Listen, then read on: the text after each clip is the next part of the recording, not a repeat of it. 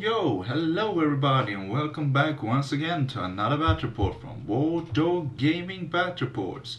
I bid you all welcome. Guys, so match day once again, and it's time for game number 4 in the BMSK League 2020. But guys, I think I do you all a disservice if I don't show you the standings before we go into this game, right? So remember, War Dog Gaming, we have 1 loss and 2 wins so far. So let's head over and see what the standings are right at this moment.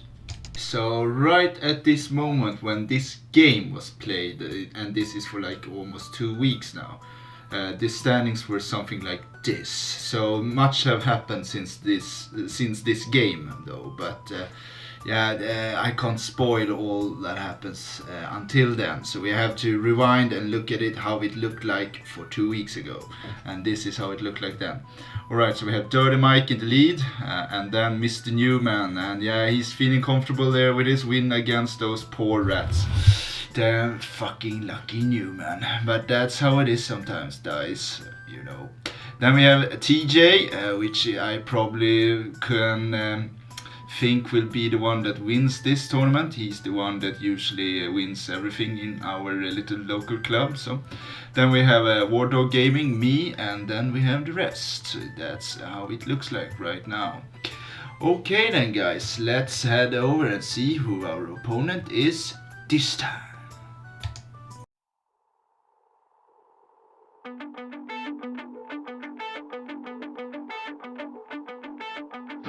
Till the day I die, I spill my heart for you, for you. Till the day I die, I'll spill my heart for you. Introduction song is called Until the Day I Die with Story of the Year. Guys, let's have a look at this Kingdom of Equitane, and it is none other than our beloved friend Mr. Rasmus. Yeah, that's right. So stiff competition for this game, that's for sure. Rasmus is probably one of those that are I would say are one of the favorites to win this league. Also, he's a really good player, as we all know by now. But let's have a look at his list. Okay, so he has a damsel. It's a Wizard Master, Druidism with extra magic resistance and Talisman of the Void. And he has a Duke, or General, or Warhorse. You can all read about it here. It's D3 wounds with Renown, Grave Oath, Hero's Heart, so it's a lot of attacks also. And then 1+ rerollable armor save. Then he has a Paladin on a Pegasus with 2 magic resistance, the Myriad Core, and he's the BSB. Then he has another Paladin on a Pegasus with Crown of the Wizard King. And then in core he has 2x5 Knights of Spirit as Shaft, then 2x9 Knights of the Ram with full command, and then 2x10 Brigands in special, 7 Grey Knights in special with full command and band of the speed, then the Green Knight, and rounding it off with some more Shaft and some more Yeoman Outriders. Okay then guys, so what do I think about the list? It is a MSU Kingdom of Equitane list, I gotta say, and Rasmus, please don't take any offense to this, because this is just my opinion. I personally doesn't like MSU Kingdom of Equitane that much. I think I actually prefer the big lands with the impact hit banner, and then but I like the Grey Knights though. Banner of Speed is always nice in them, but I prefer to have the Flaming Standard there, and also put in a Damsel Unicorn, so they have Divine attacks, Magical attacks, and Flaming attacks, which is fucking awesome. So this is nothing that I would typically play. I know that Druidism is the favorable choice out there for all you Kingdom of Equitane players. I prefer Divination, so I can have some ranged damage in some kind of way. Which this list seemed to lack. He has those Brigands though, but on paper this shouldn't do much at all on in the range department. But well, we'll see about that, I guess. Okay then guys, that is his list. So let's head over and see what me myself brought to the table this time.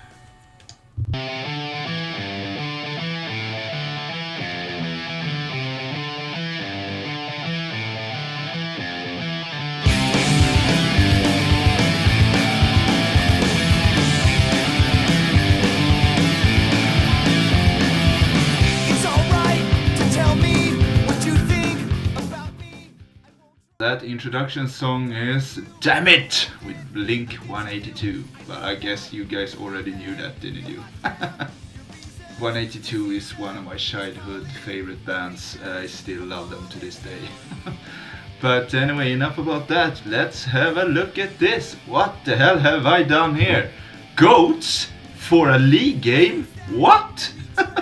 That's right. So let's give me a little backstory to this. Rasmus asked me on Facebook if he could get over to my place and have a game. He wanted to have a league game since he was off work, and then he told me that he wanted to play Kingdom of Equitane. And then I told him, well, what the fuck, man, that's the team that I want to play at this moment. And I was like, but I really want to play them, you know. I started to get the urge to play them. I was like, okay, damn it. And then he said to me, okay, so you can have an easy victory here if you want to. Just take out the rats. And I was like, fuck it, Rasmus. You know that I want to optimize. You know that I won't do that. So what do I have left? The only option I have left then is those damn goats, which I never win with. So I guess, we have to give it a good try then. I don't know if that is a great choice, but we will do our best. So let's have a look at the list. Okay, for starters, I have those beast characters on the chariots. Once again, you guys know it already by now, probably. Then I have a soothsayer, gonna try out evocation this time. Then I gave him the Hawthorne Curse, because Rasmus lended the Beast Herd army for one day, and then he did a list, and he had Hawthorne Curse on his soothsayer. So I thought, like, maybe that might be a good choice actually. Maybe it isn't that bad. So I wanted to try it out, see if it works or not. Anyway, he has the Seed of the Dark Forest as always. Then I have some Feral Hounds, some Mongol Raiders as a bunker for the soothsayer. Then some Wild Horn herds to claim the objective with ambush and stuff. Then a big tar pit of wild herds that has full command and beast herd standard and blooded horn totem. Then I have some minotaurs with standard and shields. Then some piggies, 2 of them, Pumbaa 1 and 2. And then we have 2 Gore-Tex and running it off with a Jabberwock. So the synergy here is that you have Jabberwock and Fear to lower your discipline 1 and 2. That is what it becomes if you add them up. And then you have Evocation on top of that to cast that spell, so you lower your discipline with even 1 further. And also you could catch the Beast Herd hereditary spell that even lowers your discipline with 1 further than that. So altogether you can lower the discipline on your opponent with 4, which I think on paper looks really nice against certain armies. Maybe won't work that well against like undeads and such, but against Kingdom of Equitane that should be really nasty, methinks. Okay then guys, enough chatter. Let's head over and see what the bookmakers had to say about this game. So I see you there, guys. Well, have a look at this, guys. War Dog Gaming against Rasmus 7814, aka the Dice God. I would say that this is a grudge match for the ages. That's right. And why do I call Rasmus the Dice God? Yeah, well, it's because I have actually a little backstory to this also. He usually weren't the Dice God. Usually he rolled, well, like average, I would say. And then we had a game which he rolled terrible, and it was like a practice game before him and I should go to this pairing tournament. So it was a team tournament where him and I teamed up against other teams anyway. So I told him, God damn it, Rasmus, you can't roll this bad anymore. I have to fix this for you. So I went and bought him some spiked dice. Well, they aren't spiked, but they feel like they are anyway. And since then he has been crushing everybody with those dice. Yeah, he keeps on rolling insanely high. That's how it is. So anyway, enough about that little backstory. Let's head over and see what bookmakers had to say about this game. And look at this, 30 by T9A bets. He gave the goats absolutely no chance whatsoever. He said to me that they will get crushed in this game. Then we have Newman betting. He thinks the goats actually have a pretty good chance here actually. He thinks they will become the winner. Then Dice God Team 98 Bets, which is Rasmus, of course. He thinks this will be a very tight game. It will depend on slim margins in this game, he said to me. And then, of course, me, myself, I think I will win this. I always think I will win. I always go confident into the games, well, I try to at least. Because if you aren't believing in yourself, then who will, right? That's what I believe anyway. So that's the bookmakers, what they had to say. And this is the match history, guys. So let's have a look at this. Warthog Gaming against the Dice God. We have been playing rats for the 5 latest games. And this is what have happened. Since patch 2.0 it hasn't gone so great for the rats though. But I have played... I would say this game definitely were it was a pretty fluffy list. Rasmus had his saying there, I couldn't take anything out of Pestilence in that list. And here I did the Twin Towers, but I had a Twin Tower list with 200 more than needed in core, and it really didn't work that well. I thought it would be better than it actually was, but nah, it didn't work. So I don't know what we can take away from this actually, and we have played a bunch more games before this also, of course. I have faced him with Kingdom of Equitane several times. I have faced his Kingdom of Equitane and Chaos and Mongols, and he has some Saurian Ancients as well. He has like all the teams. I have faced most of them anyway. But we have never had this matchup before though. The Goats have never faced him before, so this will be the first. Anyway guys, enough chatter. Let's head into this game and see how it went. Fight!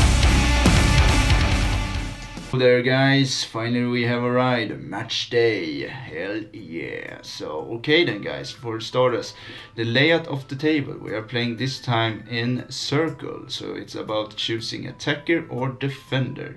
And as secondary objective we are playing capture the flags. So it's all about destroying your opponent's scoring units. Okay then guys, we had a roll-off. I won the roll-off on which side I want to choose. I took this side because I wanted to have this hill here. I thought it would be nice as an advantage point. And then he told me to start deploying my units. So this is how it looks after deployment, but since it's Rasmus, we have recorded the deployment phase. So let's have a look at this, and then let's check in our spells after. So first, deployment. So, alright Rasmus, please tell me, what do we have here? Of course. So the first drop was some Aspiring Knights on this flank. Knights. Then I have a Paladin with the Wizard Hat. So we got the Quicksilver Lash. Behind them some Scouting Archers. And my BSB flying behind to give up leadership. Okay. And then I got the Death Star, the Grey Knight, with the Killer Lord in it, as well as my Damsel of Druidism. Okay, dangerous. A small Lance of the Realm, nothing special. Some Vanguarding Fast Cab. Yeah. Some more Archers. A small unit of Aspiring Knights. And finally a unit of Realm with a Banner of Discipline. Alright, nice. And that is his list. That was Rasmus' deployment. Let's head over and see how the Goats deployed. Right, then off to the Goats. Over here we have a lovely beauty pageant. What do you think? Not really, baby. No comments about Miss America. Okay, here we have Miss America, Jabberwock. And then Gore-Tex. Some, I can't remember, archers, Gore archers, the shaman, my characters on chariots, Pumbaa the First, big block of wild herds, some vanguarding wolves that vanguarded 2 inches backwards, and then some minotaurs, and over there we have the voodoo cow and another pig. And that is the Goat list. That was deployment, and as spell selection I unfortunately do not have any pictures of it. But Rasmus has Stone Skin, lower your weapon skill, let's see now, the Magic Missile and Heals. That's his 4 spells in Druidism. And then he rolled for his Wizard Cap and got Alchemy. So he has, what's it called, Quicksilver Lash. And for the Goats, they have both snipe spells, rerolls to wound, and lower your discipline and lower your toughness. That is the Goat spells. And then also I have all the totems on my BSB goat here, my BSB chariot. In the deployment phase, I started off by deploying some vanguarding wolves here in the middle, and then he dropped something. We had this back and forth a couple of times. I think he dropped errands, rams, and then he dropped his entire his entire army to have the option to roll to go first. We had a roll off, and then he won the roll off, and then he chose to go first. So, alright guys, turn 1, Kingdom of Aquitaine. Alright, so turn 1, Kingdom of Aquitaine. First here we have a lovely shot from the pig's angle. Anyway, this is what Rasmus does. He moves up slightly. He moves up, so he's, let's see now, 13 inches away from our minotaurs exactly, just to frenzy bait them, that fucking asshole. And then he just re-angles his realm lands and his grey lands, and he slightly forwards the paladin here on the Pegasus that has the wizard crown. So he's in range to throw his magic missiles. That's about it. He's pretty afraid of losing his errant units since it's capture the flags, so he doesn't want to lose on the objective. That's it. After that we go into his magic phase, and it's a pretty lackluster magic phase. On the magic card I think he didn't get let's see now. Oh yeah. Okay, so basically what happens is he gets off no spells. I dispel the Oaken Throne, and then he tries for something that I really don't bother so much about, and then he has one magic missile with 2 dice left, needing a 7 to get it off. Rolls aims at the minotaurs with a Quicksilver Lash, rolls a 7, gets it off, and then rolls 5 for the number of hits on the Quicksilver Lash, which is D3 plus 1, wounding on your armor save. So that becomes 4 hits, and then on those 4 hits he does 4 wounds. Okay, yeah, alright, so needing 5s to wound. Well, okay, yeah, that's about average. After that we go into his shooting phase, and he opens up with both his yeomen and his brigands on top of the minotaurs, and does 6 more wounds. No, was it 6? No, give me a second here. No, it was 4 more wounds. So yeah, okay. That's about average, isn't it? Needing 4, these guys needing 6s to hit, and these guys needing 4s to hit, both needing 5s, and then I have a 5 plus armor save. Yeah, sure, why not? So yeah, that's a Kingdom of Aquitaine gunline for you. Or what can you call this? I don't know. Yeah. Yeah, that was just ridiculous. So yeah, I wasn't so happy about this at all. Then also these guys opens up on the Gore-Tex and does 1 wound to him, needing 5s to hit, 6s to wound. So well, why not? Of course we can hit that. Yeah, so that's it. After that we go into Beast Urge. Turn 1. So Beast Urge, turn 1. First thing that he does is that we frenzy check the minotaurs. Fails, of course.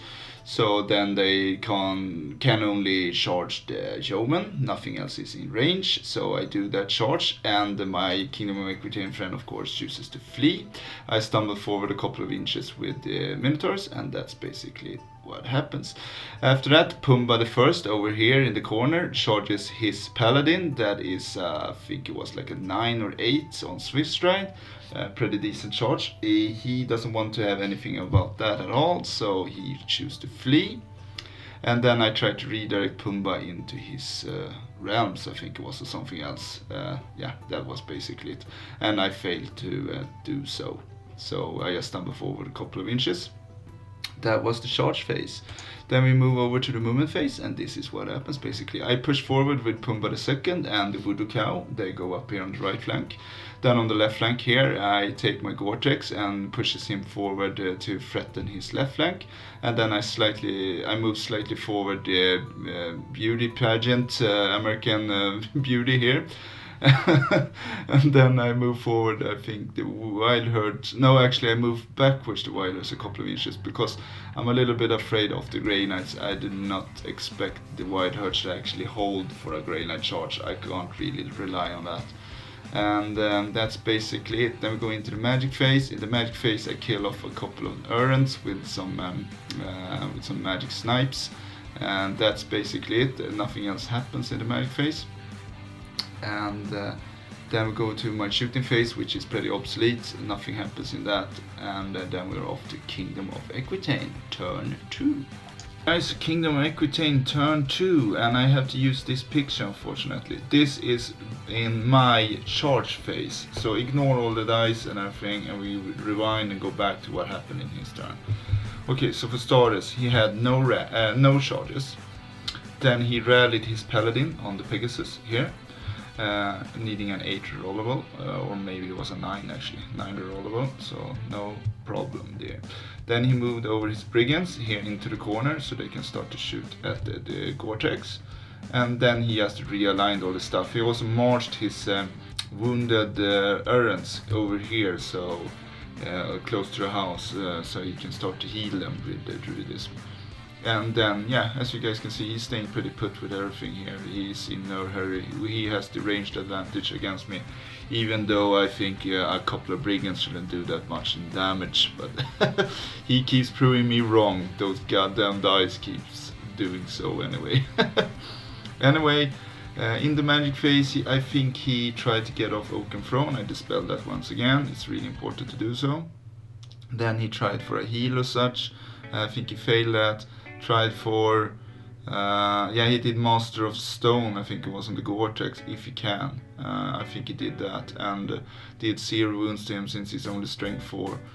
And that was basically his entire magic phase. I might have dispelled something else also. Anyway, then that's it. Then in the shooting phase he opens up on the Minotaurs again. You guys can see it, there are like 2 or 3 left here, but they are severely wounded. His brigands have done pulp chipped out of them. And then also in this turn, his brigands here in the left corner did the wound to the Gore-Tex. It wasn't in the previous turn. So the Gore-Tex has taken 1 wound and the Minotaurs are as good as dead right now. That's it, guys. Then we're off to Beast Turn 2. Okay, so you all can see from the dices here, that's the charges that we will do. Alright, so let's rewind and take it from the start.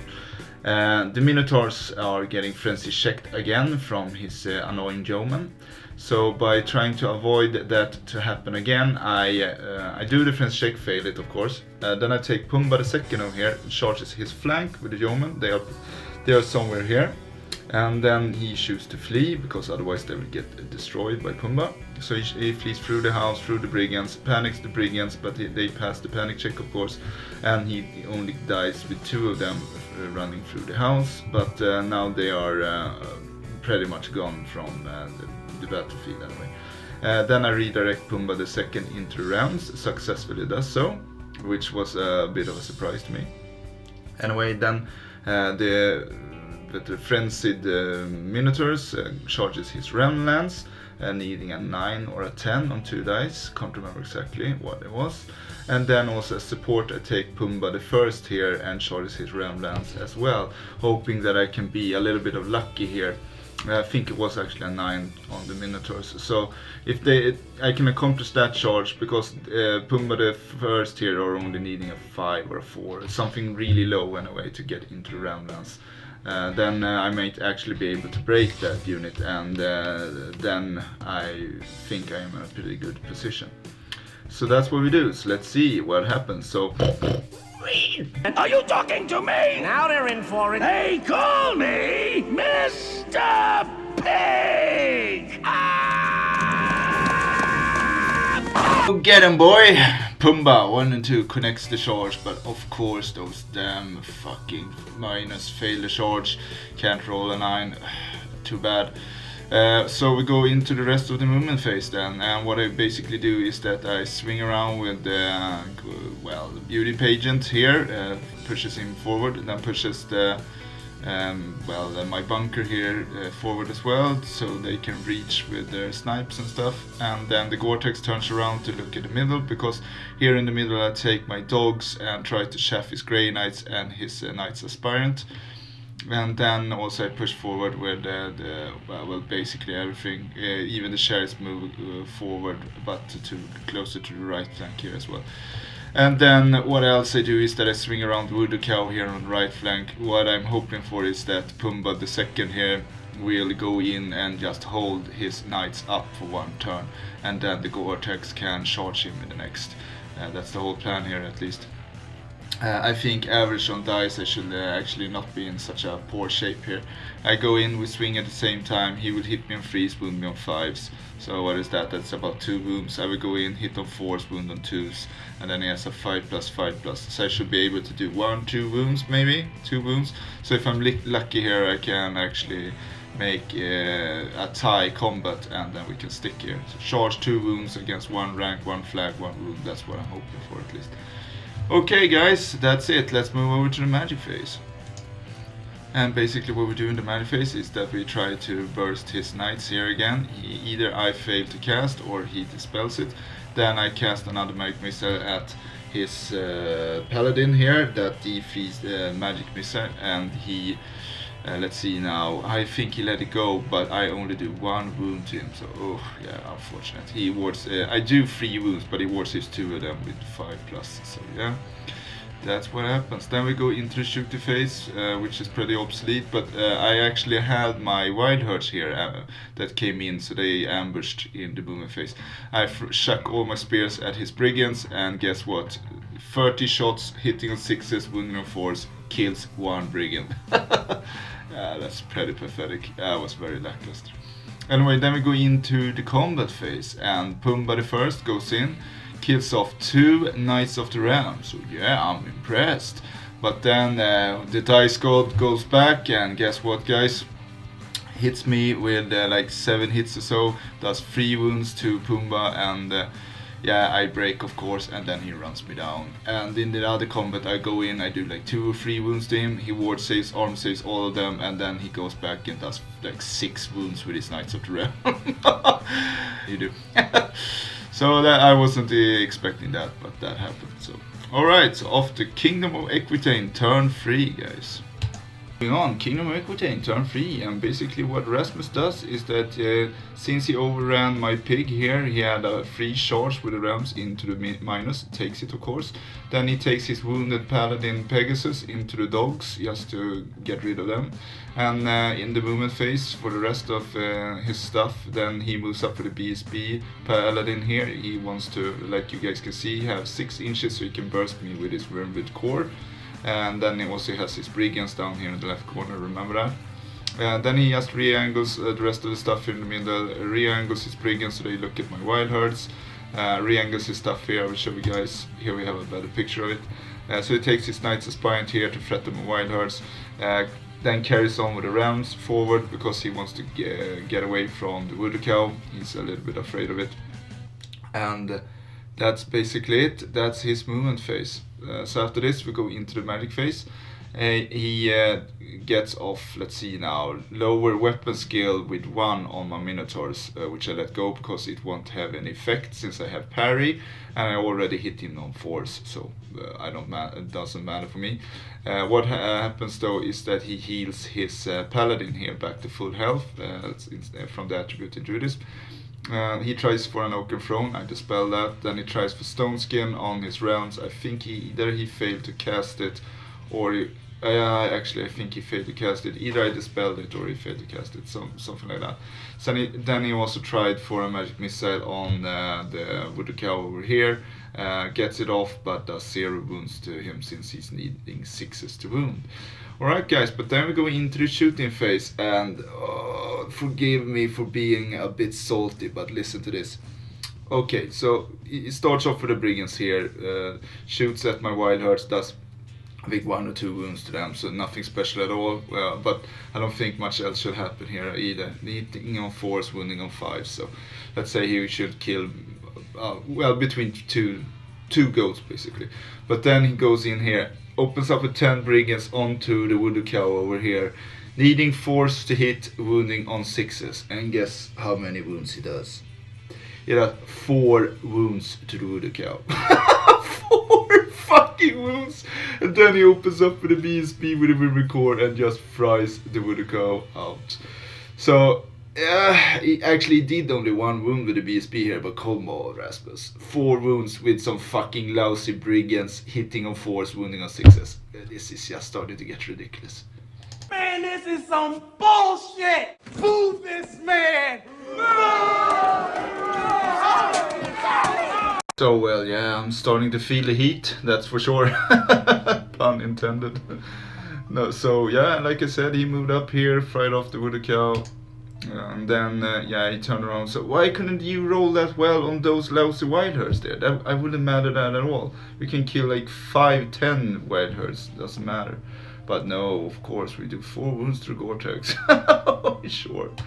So anyway, over here, yeah, then we go into his combat phase. He goes in here, smashes my Minotaurs. I think I have 7 wounds left on this unit since he has totally obliterated them with his shooting. 10 brigands and 5 yeomans and 1 Merrick missile that destroyed this unit basically. It's like, okay, yeah, alright, I'm not salty at all, I promise. Anyway, he goes in and kills me before he gets to speak. So that's it, needing 4s to hit, 2s to wound, and yeah, he gets 7 wounds exactly with his 8 attacks. Yeah, good for you, Rasmus. I wish I could roll as well as you do sometimes. Anyway, then he goes in here, and this was a bit surprising though. He actually goes in here, kills like 2 wolves or something like that, and I do absolutely nothing back to him, but he only wins with 3. I have a 6 rollable here since my BSB and my general is down here, and I stick here actually, so that's really nice. So with that said, we go over to Beast Herd's turn 3. Have a look at this, guys. Time for some serious retribution. Goat's revenge. We take the beauty pageant into his paladin over here. Rasmus chooses to hold, and then I take my wild herds here, charges his MVPs, the brigands. Then I also take my general out of the unit here with since I had them as a unit, the BSP and general. I charged him out of the unit into his paladin over here that is into the wolves. And all charges connect. I think this is the only charge that can actually fail, needing a 4 or 5 or something really low anyway. So every charge connects. So this is from another angle, and then smash. This is how it looks after the movement phase. Alright guys, so basically what we do here is that we move up with the wild herds, hoping that the best thing that can actually happen here is that the paladin survives this charge and then breaks out of the pure combat dress. Because I will go in, challenge the paladin, force him to hit me, and then hopefully I will whiff all my attacks and he will just break, force him to flee in this direction, and then I will tag along with the wolves, and yeah, so I chaff him here, and then I can charge him the next turn with the wild herds here. That's the whole tactic at least. And also here I wanted actually the paladin to flee from terror, so I could catch him and then perhaps even redirect into the brigands if needed to. That was the tactic here, but he stays on, I think it is 8 or 7 rollable. I think it was close enough for the beauty pageant to get his discipline lowered by 1. Anyway, that's what we do. Alright, so off to the magic phase. And in the magic phase, it seems like we get lethal strike and all that jazz on the, what's it called now again, the jab walk here. So reroll to wound and lethal strike.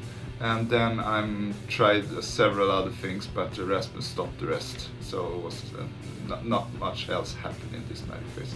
And well, yeah, actually I got off a snipe spell on his general, did 2 wounds to the general. I got 3 wounds onto him, and then Rasmus has 5+ to save, so in average he should actually save 1 there. So well, I'm impressed that Rasmus actually rolled average for once.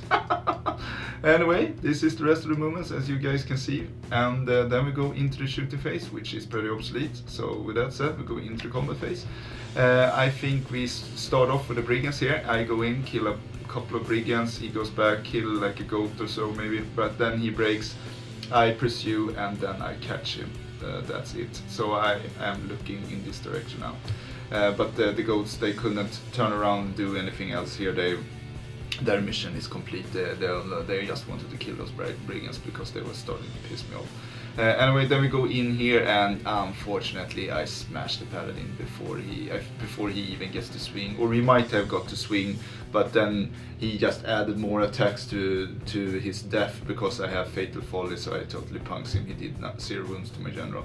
Then I choose to hold here, just stick around, and I have also done this so I can turn around the general now and flee over my wild herds here, which is a bit risky of course, but that's the best thing that I can do to catch some points here actually.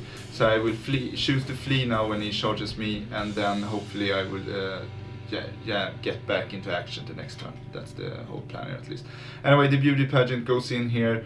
I think we strike it. No, he strikes before me. He does 0 wounds to me, I do 0 wounds to Rasmus, and then we just stick here. I think I roll like a 3 on the breath weapon, did 2 wounds to him with those 3 shots, and then Rasmus armor save with his 3+ armor save. That was about it. And also I hit him 2 times with the attacks, but he armor saved on 3+ there as well, so 0 wounds taken.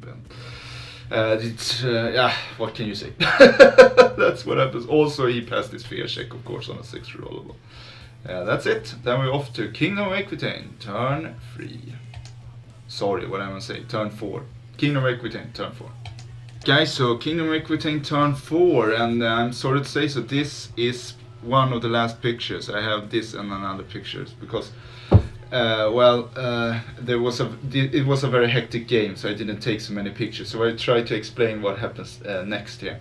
So the brigands are dead. The wild herds are looking in this direction. He charges me in his turn with the aspirants, forces me to flee. I flee through everything here and ends up over here, taking a bunch of dangerous trains. I think I have 7 of them left. Then his brigands forces them off the table, so they are dead down here. Then that forces, actually I think they flee down here somewhere sort of, and then that forces this unit to take a panic check, which I think they actually passed. Anyway, then he charges with his Grey Knights into my general. The general chooses to flee through the wild herds, ends up here. Then by some miracle of some sort he can actually squeeze through this little gap here, just by bare millimeters, and can catch my BSB, which I didn't see at all. So good on Rasmus. This he did really nice. That forces me to flee with the BSB because he was needing like an 8 on Swiss stride, and with Rasmus dice that's like a 3 or something on Swiss stride. so I'm more than certain that he will accomplish that charge. So I choose to flee, and then I have basically my entire army almost on the move. Anyway, that's what he does in the charge phase. Then it's gonna look like this in the combat, the movement phase and everything. So basically what it does here is that he realigns his Knights of the Realm. He moves up with the Knights of the Realm on the right flank here, takes out his Green Knight to shaft my wild herds, and then he failed his aspirant charge here, and what else? Like I said, he failed charge the brigands here.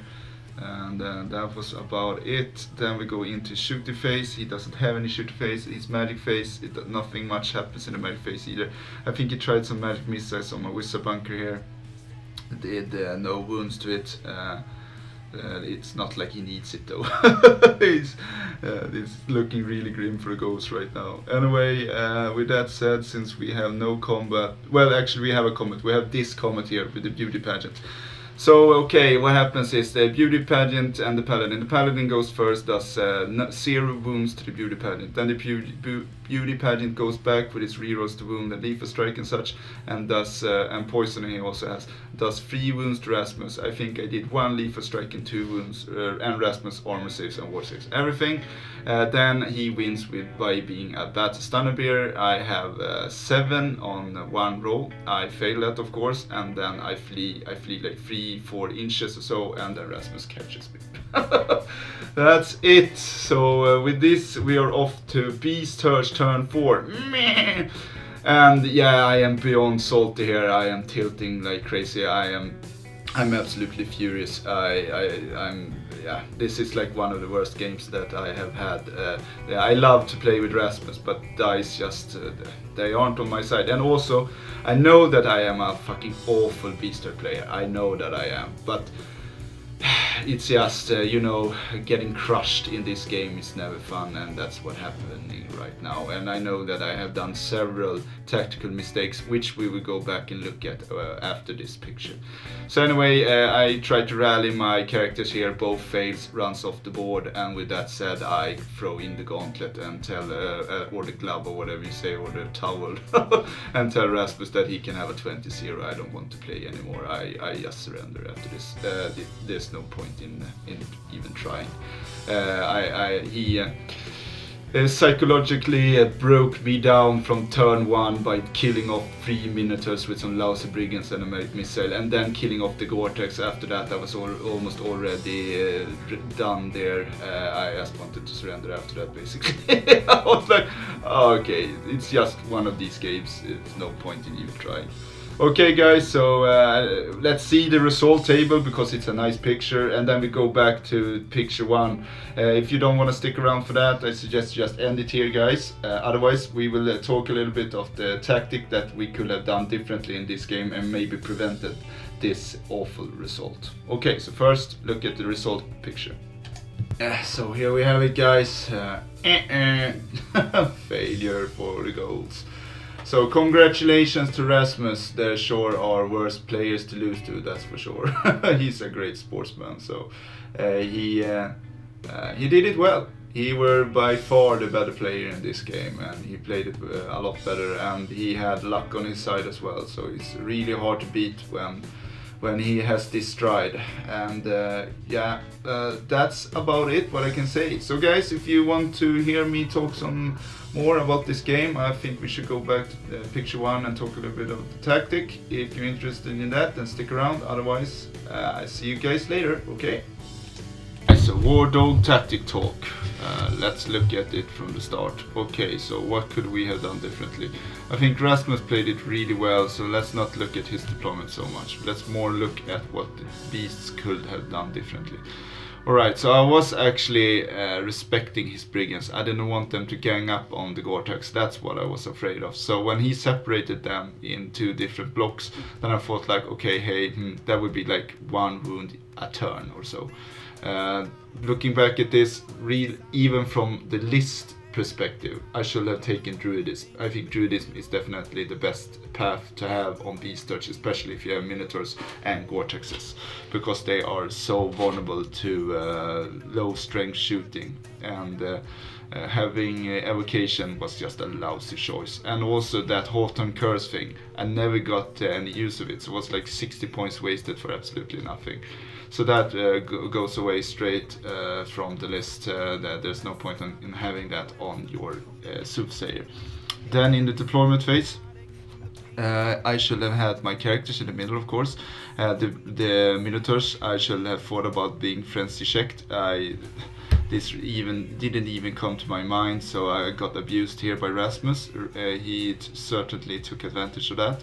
I should have had my characters probably here on the hill. I think that would have been a better choice, and then moved over all this over here to the hill here instead, and use this as an advantage point, and then go up here on heavily on the right flank instead, and then push him over like this, because it is scoring units. So I can actually ambush my scoring unit down here in the corner somewhere, just to protect them or hide them somewhere, and then he basically has only my Minotaurs and my Wildherd unit, and that are 2 blocks that are pretty hard for him to break, unless he of course shoots the Minotaurs to bits like he did. But even if he did that with the General, the BSB and all that, I could actually have passed the Frenzy check or so, and then just moved around and hid them behind the tower instead if they got smashed as heavily as they did in the shooting department. So that are a few things that I could have done differently, and also I think it would have been better to gang up with the Gore-Texes, and then definitely use Shaft better. I played the Shaft game awful in this turn. In this game I should have had the dogs maybe here, or they can be here in the middle, it doesn't matter, as long as they are 12 inches shy of the, well, close to the characters, so they don't panic away.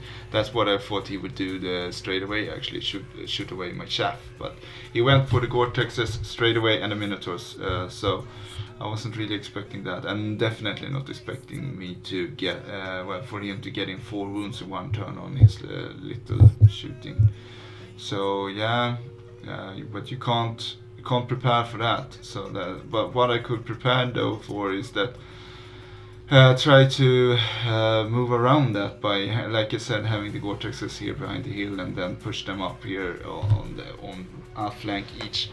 But yeah, it's just so hard. I think the matchup is really awful also for Beastars. I have had this matchup, but I myself have been playing Kingdom of Equitane against Beastars, and I think Kingdom of Equitane definitely has the upper hand here in this matchup. That's what I think anyway. Okay guys, thank you all for sticking around, and thank you all for partaking in this battle report. I certainly hope you enjoyed it. Okay guys, so until we see each other the next time, I say to you all, peace and have a great one.